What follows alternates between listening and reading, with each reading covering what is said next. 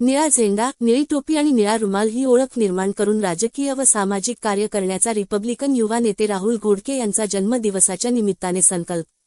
राहुल घोडके यांचा संकल्प आगळावेगळा असून त्याची सर्वत्र चर्चा होत आहे.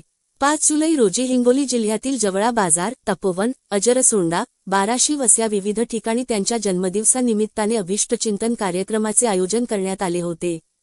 त्यांना जन्मदिवसाच्या निमित्ताने शुभेच्छा देण्यासाठी रिपब्लिकन नेते दिनेश हनुमंते, जिल्हा परिषदचे माजी समाज कल्याण सभापती मुनीर पटेल, रिपब्लिकन सेनेचे युवा प्रदेशाध्यक्ष किरण घोंगडे, भीमशक्तीचे जिल्हाध्यक्ष प्रमोद कुलदीपके, जिल्हा उपाध्यक्ष काशीनाथ गायकवाड, प्रजाशाहीचा आवाजचे संपादक वैभव धबडगे, रिपब्लिकन सेनेचे युवा तालुकाध्यक्ष पंडित सूर्यतळ इत्यादी मान्यवर उपस्थित होते. तपोवन येथे अतिशय निसर्गरम्य वातावरणात शेतात नदीच्या बाजूला जन्मदिवसाच्या कार्यक्रमाचे आयोजन करण्यात आले होते. तेथे लिंबाच्या झाडाखाली बाजूच्या नदीच्या खळाळत्या पाण्याचा मधुर आवाज ऐकत खाटेवर केक कट करण्यात आला. जन्मदिवस सेलिब्रेशननंतर उपस्थितांसाठी स्वादिष्ट जेवणाची व्यवस्था केली होती.